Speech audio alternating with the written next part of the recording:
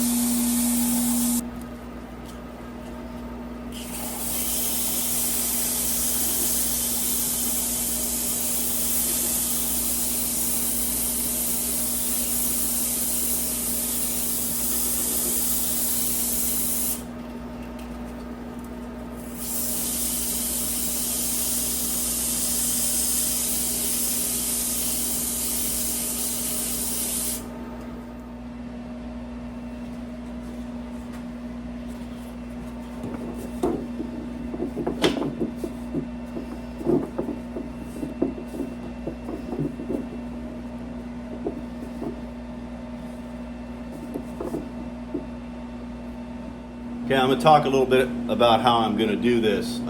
It's got the preliminary sanding done, OD and ID. This is 4 rings, as you recall. All right. I've got to part this off of the faceplate, but I've got to get 2 hoops, obviously. So what I'm going to do is, there's the first hoop, there's the second one. There's a seam right here, right where the third one starts. I'm going to put my parting tool right on that seam. I'm going to mark a pencil line first. And I'm going to part it so it splits the difference between this hoop and that hoop. And then that way, when I part this one at the seam of the faceplate and that hoop, both sets of hoops will have the same profile. At which time, actually, when I part this one, I'm gonna come up to the faceplate, and that'll put the part about right here, and that'll take care of some of the material that's still against the faceplate. You'll see what I'm saying when I take it off. But because the profile of the drum hoops are not going to be, the profile of the drum hoop's not going to be that tall. But what it'll do is it'll allow me to take as much material on this side, so that at the end of the day, both the first and the second hoops will have the same amount of material, thereby making a strong joint between the two.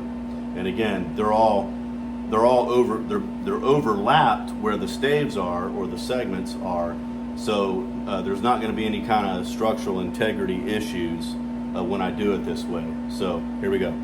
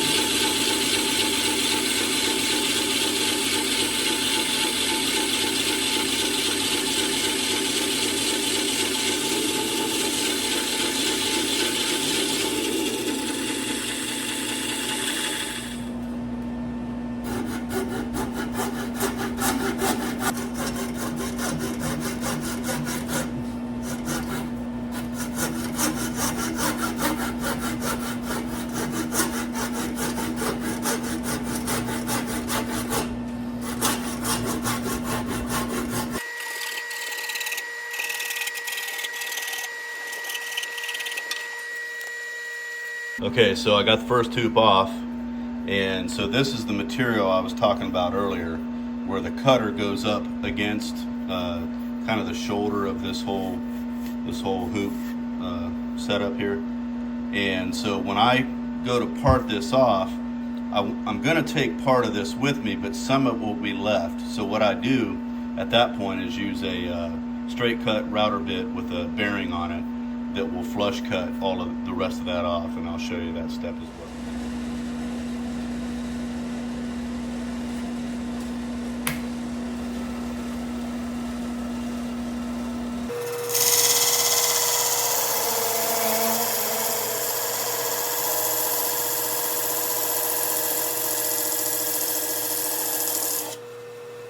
Okay, so I got this one parted as well, and again, this material right here, I have to take off with a straight router bit that will come up through there, and the bearing will ride against this ID here, and it'll get the rest of that off.